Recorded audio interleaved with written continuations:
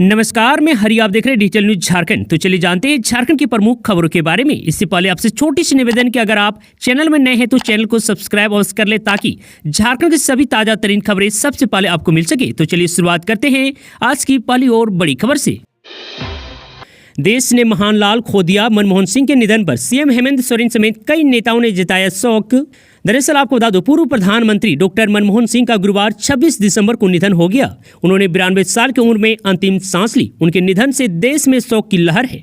झारखंड के मुख्यमंत्री हेमंत सोरेन, बीजेपी नेता निशिकांत दुबे, बाबूलाल मरांडी, चंपई सोरेन, कल्पना सोरेन, पीएम नरेंद्र मोदी, द्रौपदी मुर्मू समेत कई नेताओं ने उनके निधन पर शोक प्रकट किया है। सीएम हेमंत सोरेन ने उनके निधन को बेहद दुखदायी बताया। वहीं झारखंड के मुख्यमंत्री ने सोशल मीडिया प्लेटफॉर्म एक्स पर लिखा, आज देश ने अपना एक महान लाल खो दिया। देश के पूर्व प्रधानमंत्री और विश्वविख्यात अर्थशास्त्री आदरणीय मनमोहन सिंह जी के निधन का समाचार अत्यंत दुखदायी है। विकासशील राजनीतिक और गवर्नेंस के पुरोधा आदरणीय मनमोहन सिंह जी ने निस्वार्थ भाव के साथ देश और देशवासियों की सेवा में अपना पूरा जीवन लगा दिया था। आगे हेमंत सोरेन ने लिखा, आज मनमोहन सिंह जी हमारे बीच नहीं रहे, मगर उनके आदर्श और विचार हमें हमेशा प्रेरणा देते रहेंगे। मरांगबुरु दिवंगत आत्मा को शांति प्रदान कर शोकाकुल परिवार समेत देशवासियों को दुख की यह विकट घड़ी सहन करने की शक्ति और साहस दें। झारखंड में 3 रुपया तक महंगा होगा पेट्रोल और डीजल। दरअसल आपको बता दूं, झारखंड में पेट्रोल डीजल महंगा हो सकता है। राज्य सरकार इसकी तैयारी में लग गई है। सरकार का मकसद राजस्व बढ़ाने की है। दरअसल राज्य सरकार सेस लगाने की तैयारी कर रही है। दरअसल पथ निर्माण विभाग ने सड़कों के निर्माण के लिए सेस लगाने को लेकर नियमावली की प्रारूप तैयार किया है। वाणिज्य कर विभाग ने सेस लगाने और उसकी वसूली करने पर सहमति दे दी है। आपको बता दूं, इसके लिए कैबिनेट की मंजूरी लेनी होगी। सेस की वसूली कैसे होगी यह अभी तय नहीं हुआ है। इस पर मंथन चल रहा है। सेस कितना लगेगा यह कैबिनेट की बैठक में ही तय होगा। सूत्रों के अनुसार सारी प्रक्रिया पूरी कर इसी सप्ताह के अंत तक इसे लागू किए जाने की संभावना है। सूत्रों का कहना है कि इससे करीब 350 करोड़ रुपए सालाना अतिरिक्त राजस्व बढ़ सकता है।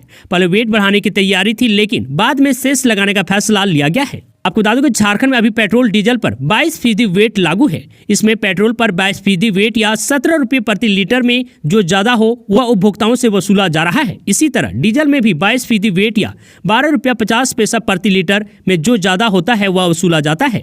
फिलहाल रांची में पेट्रोल 97 रुपया 86 पैसा है और डीजल 92 रुपया 62 पैसा प्रति लीटर की दर से बिक रहा है। जेल में बंद कैदियों के लिए खुशखबरी, हेमंत सोरेन जल्द दे सकते हैं न्यू ईयर गिफ्ट। दरअसल आपको बता दो, नए साल में बंदियों को अब 1 दिन की बजाय 4 दिन मांसाहारी भोजन देने की तैयारी है। इसे लेकर कारा महानिरीक्षक ने एक प्रस्ताव विभागीय मंत्री की सहमति के लिए भेज दिया है। विभागीय मंत्री मुख्यमंत्री हेमंत सोरेन खुद हैं। उनकी सहमति के बाद फाइल कैबिनेट में जाएगी, जहां से स्वीकृति के बाद इससे संबंधित संकल्प जारी होगा।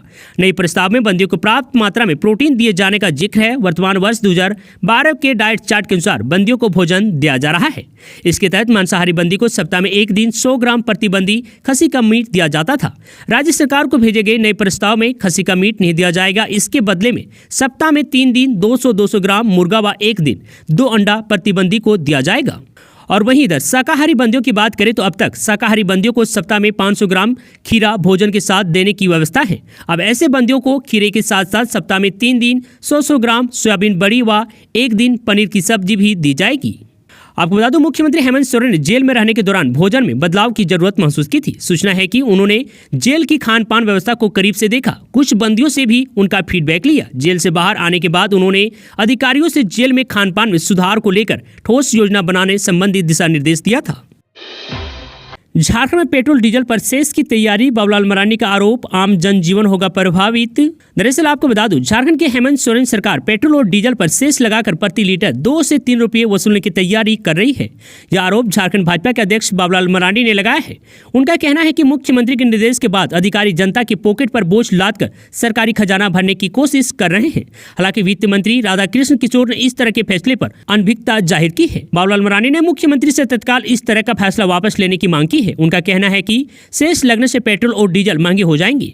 इससे रोजमर्रा की चीजें महंगी हो जाएंगी। इसका आम जन जीवन पर बुरा असर पड़ेगा। बाबूलाल मरांडी का कहना है कि पहले बिजली दर में बढ़ोतरी का प्रस्ताव आया, अब पेट्रोल और डीजल के दामों में बढ़ोतरी के संकेत मिल रहे हैं। इसको देखकर जनता समझ चुकी है कि अव्यवहारिक चुनावी वादे कर उनके साथ कितना बड़ा छल किया गया है। झारखंड में 28 दिसंबर से इन जिलों में बारिश के आसार। मौसम साफ होने के बाद बढ़ेगी ठंड और कनकनी। दरअसल आपको बता दूं, रांची समेत झारखंड में बुधवार और बृहस्पतिवार को भी ठंड सामान्य रहा। सुबह में कुहासा छाया रहा। अगले 2 दिन मौसम मुख्य रूप से साफ रहने की संभावना है। 28 दिसंबर से मौसम में बदलाव होगा और 2 दिन राज्य के 12 जिलों में बारिश होने का पूर्वानुमान व्यक्त किया गया है। राज्य में 30 के बाद मौसम साफ होने की संभावना व्यक्त की जा रही है। आपको बता दें कि मौसम विभाग के अनुसार पश्चिमी विक्षोभ के कारण 28 दिसंबर को गढ़वा, पलामू, चतरा, कोडरमा, गिरिडीह, हजारीबाग, लातेहार, लोहरदगा, गुमला और सिमडेगा जैसे जिलों में बारिश होगी। जबकि 29 दिसंबर को पश्चिमी सिंहभूम, खूंटी, सिमडेगा और गुमला आदि जिलों में बारिश हो सकती है। इन 2 दिनों के दौरान रांची और आसपास के जिलों में भी बादल छाए रह सकते हैं और कहीं कहीं छिटपुट बारिश भी हो सकती है। विधायक जयराम महतो के खिलाफ शिकायत हुई दर्ज। दरअसल आपको बता दो, डुमरी विधायक जयराम महतो के खिलाफ प्राथमिकी दर्ज की गई है। उनके खिलाफ चंद्रपुरा थाने में मामला दर्ज किया गया है। इस मामले में जयराम महतो समेत 7 नामजद लोगों के खिलाफ प्राथमिकी दर्ज की गई है।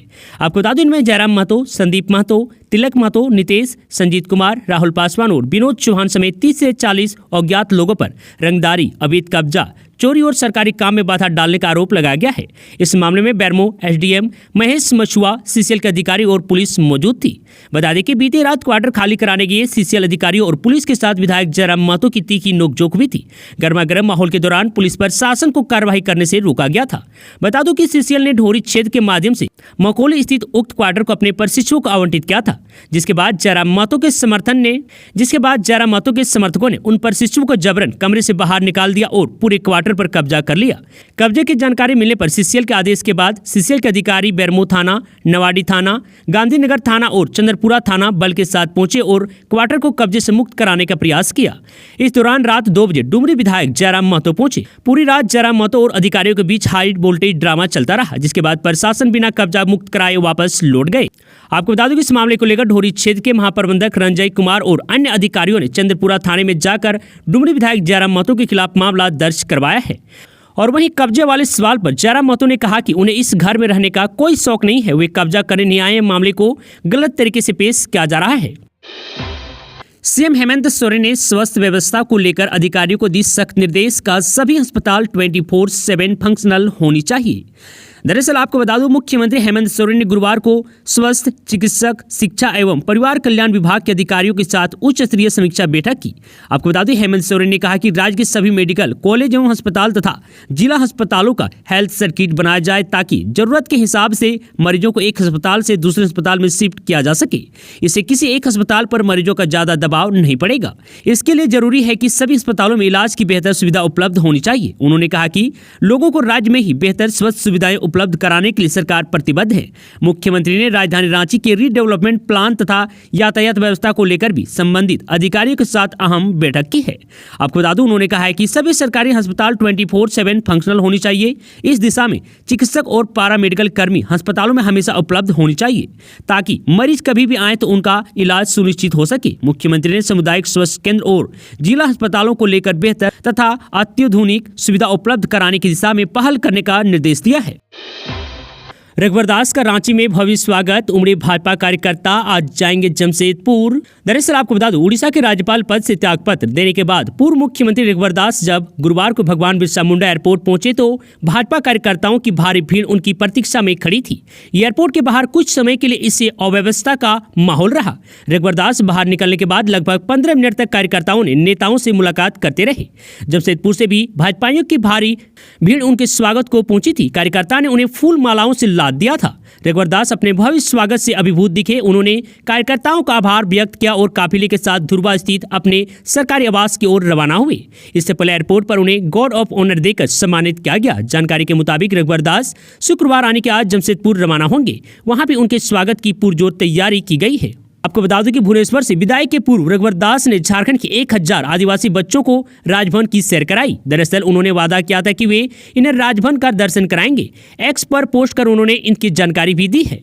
उल्लेख किया है कि KIIT और KISS लगभग 1000 बच्चों ने राजभवन का दौरा किया। ये सभी बच्चे झारखंड के आदिवासी समुदाय के हैं। मैंने इन बच्चों से राजभवन दिखाने का वादा किया था।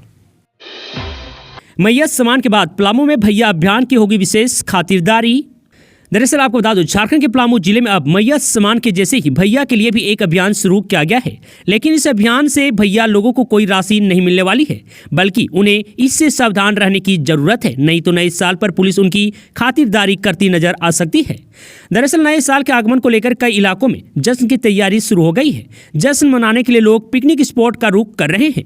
नए साल के जश्न को लेकर पिकनिक स्पॉट पर भी सुरक्षा बढ़ा दी गई है और नेशनल हाईवे व स्टेट हाईवे पर विशेष निगरानी रखी जा रही है।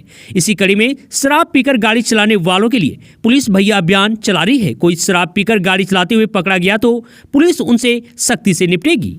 और वहीं आपको ये भी बता दूं कि नए साल के दौरान पलामू में सड़क हादसों की संख्या भी बढ़ जाती है। 25 दिसंबर से 5 जनवरी के बीच 2023 से 2024 में पिकनिक स्पॉट इलाके में आधा दर्जन से अधिक लोगों की सड़क हादसे में मौत हो गई थी, जबकि एक जगह गोलीबारी की घटना भी हुई थी। इसलिए नए साल को लेकर इस बार पिकनिक स्पॉट पर विशेष तैयारी की गई है। पलामू के 2 दर्जन से अधिक पिकनिक स्पॉट पर इस बार सुरक्षा बढ़ा दी गई है। झारखंड सरकार का फैसला, जेपीएससी और जेएसएससी की परीक्षाएं अब होगी ऑनलाइन मोड में। दरअसल आपको बता दूं, झारखंड सरकार ने राज्य की प्रतियोगी परीक्षाओं को निष्पक्ष और पारदर्शी बनाने के लिए बड़ा कदम उठाया है। मुख्यमंत्री हेमंत सोरेन के नेतृत्व में अब झारखंड लोक सेवा आयोग यानी कि जेपीएससी और झारखंड कर्मचारी चयन आयोग जेएसएससी की परीक्षाएं ऑनलाइन मोड में कराई जाएगी। इस फैसला का मकसद परीक्षाओं में गड़बड़ी और अनियमितताओं को खत्म करना है। मुख्यमंत्री ने अधिकारियों को निर्देश दिया है कि प्रतियोगी परीक्षाओं को पारदर्शी तरीके से आयोजित करने के लिए जरूरी तकनीकी बदलाव जल्द से जल्द किए जाएं। उन्होंने कहा है कि परीक्षाओं में किसी भी तरह की गड़बड़ी बर्दाश्त नहीं की जाएगी। ऑनलाइन परीक्षा प्रणाली से न केवल पारदर्शिता बढ़ेगी बल्कि अभ्यर्थियों का भरोसा भी मजबूत होगा। बड़कागांव के पूर्व विधायक अंबा प्रसाद ने इलाज के लिए इन्हें दिए 50,000 रुपए के चेक। दरअसल आपको बता दूं, कांग्रेस नेता और बड़कागांव के पूर्व विधायक अंबा प्रसाद ने पतरातू प्रखंड निवासी हरिचंद मुंडा के पुत्र, विजय उराव के पुत्र और तबरेज आलम को इलाज के लिए मुख्यमंत्री राहत कोष के तहत 50,000 रुपए का चेक प्रदान किया। इसकी जानकारी अंबा प्रसाद ने अपने सोशल मीडिया हैंडल एक्स पर पोस्ट कर साझा की है। अपने पोस्ट में अंबा प्रसाद ने लिखा, पतरातू प्रखंड के लबगा निवासी हरिचंद मुंडा के पुत्र जो ब्रेन ट्यूमर से जूझ रहे हैं, उनके परिवार को आज मुख्यमंत्री राहत कोष से 50,000 रुपए की आर्थिक सहायता प्रदान की गई। यह सहयोग उनकी चिकित्सा में सहायक हो और वे शीघ्र स्वस्थ हो, यही हमारी प्रार्थना है। नेत्राहाट स्कूल का प्रशासनिक अधिकारी गिरफ्तार, दूध वाले से मांगी थी 50,000 रुपए की रिश्वत। दरअसल आपको बता दूं, झारखंड के प्रसिद्ध नेत्राहाट आवासीय विद्यालय के प्रशासनिक पदाधिकारी रोशन कुमार बक्सी को पलामू एसीबी की टीम ने 50,000 रुपए रिश्वत लेते रंगे हाथ गिरफ्तार कर लिया है। पलामू एसीबी के एसपी अंजनी अंजन ने इसकी पुष्टि की है। उन्होंने बताया कि गिरफ्तार आरोपी के द्वारा रिश्वत के लिए एक व्यक्ति को भुगतान के लिए परेशान किया जा रहा था। दरअसल नेत्राहाट आवासीय विद्यालय में प्रशासनिक पदाधिकारी के रूप में पदस्थापित रोशन कुमार बक्सी के द्वारा स्कूल में दूध सप्लाई करने वाले एक व्यक्ति को पैसे के भुगतान के बदले रिश्वत के लिए लगातार परेशान किया जा रहा था। तंग आकर उसने इसकी शिकायत पलामू एसीबी के एसपी से की। सूचना मिलने के बाद एसीबी की टीम ने एसपी अंजनी अंजन के निर्देश पर मामले के अपने स्तर से जांच पड़ताल की। जांच में जब यह स्पष्ट हो गया कि प्रशासनिक पदाधिकारी के द्वारा रिश्वत मांगी जा रही है तो निगरानी की टीम ने उसे रंगे हाथ गिरफ्तार करने की योजना बनाई। गुरुवार को पुलिस ने शिकायतकर्ता को पैसे देकर प्रशासनिक पदाधिकारी के पास भेजा। प्रशासनिक पदाधिकारी ने शिकायतकर्ता को अपने घर बुला लिया और उसे रिश्वत के पैसे लेने लगे। इसी दौरान निगरानी टीम वहां पहुंची और रिश्वत लेते आरोपी को रंगे हाथ गिरफ्तार कर लिया। रांची में छीनाताई की बड़ी घटना, अपराधी 14 लाख रुपए लेकर हुए फरार। दरअसल आपको बता दूं, रांची में बड़ी छीनाताई की घटना घटी है। रातू काठीटान स्थित एसबीआई बैंक में रुपए जमा करने आए व्यक्ति से 14 लाख रुपए की छीनाताई हुई। छीनाताई करने के बाद अपराधी फरार हो गए हैं। अपराधी 2 की संख्या में आए थे। दोनों बदमाश पल्सर बाइक में सवार होकर पहुंचे थे। घटना 26 दिसंबर 12:30 बजे की बताई जा रही है। दिव्यांग युवती से दुष्कर्म का आरोपी गिरफ्तार, जेल ले जाते समय पुलिस को करनी पड़ी काफी मकसद। दरअसल आपको बता दूं, धनबाद जिले के सरायढेला थाना क्षेत्र में दिव्यांग युवती से दुष्कर्म मामले में पुलिस ने आरोपी अजीत रोम को गिरफ्तार कर जेल भेज दिया है। हालांकि इस दौरान पुलिस को आरोपी को सुरक्षित जेल पहुंचाने में कड़ी मकसद करनी पड़ी।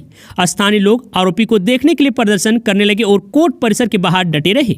सरायढेला थाना प्रभारी नूतन मोदी ने आरोपी की गिरफ्तारी की पुष्टि की। उन्होंने बताया कि आरोपियों को गिरफ्तार करने के बाद कोर्ट में पेश किया गया, जहाँ से उसे जेल भेज दिया गया है। वहीं उन्होंने बताया कि पीड़िता का बयान भी दर्ज कर लिया गया है। चौकीदार बहाली के खिलाफ अभ्यर्थियों ने दिया धरना। दरअसल आपको बता दूं, गुमला जिले में हुई चौकीदार बहाली में अधिसूचना के विपरीत बहाली करने के आरोप में अभ्यर्थियों ने गुरुवार को चंदाली स्थित नए समाहरणालय परिसर में धरना दिया। अभ्यर्थियों ने कहा कि एक सप्ताह पूर्व अभ्यर्थियों ने उपायुक्त कर्ण सत्यार्थी को आवेदन सौंपकर चौकीदार बहाली में निकाली गई मेगा सूची को निरस्त कर पुनः मेगा सूची जारी करने की मांग की थी। चौकीदार बहाली में जिले के लिए 226 रिक्त पद थे। युवाओं ने बताया कि विज्ञापन में बीट क्षेत्र की संबंधित निकटतम ग्राम पंचायत के अभ्यर्थी फॉर्म भर सकते थे, लेकिन अंतिम मेगा सूची में जिलावार जारी की जो पूर्ण रूप से अस्वीकार्य है। बहुत से अभ्यर्थी ऐसे हैं जो लिखित परीक्षा बाद शारीरिक परीक्षा में सफल हुए हैं। उनका संबंध संबंधित बीट व संबंधित ग्राम पंचायत क्षेत्र से हैं, जिनके अंतिम मेगा सूची में नाम नहीं है, जो पूर्ण रूप से अस्वीकार्य है। मौके पर अनुज उरांव, रोहित दास, नजीम अंसारी, मुकेश अंसारी, अमन उरांव, उमेश उरांव, अनुज उरांव, बुलेश्वर उरांव आदि लोग शामिल थे।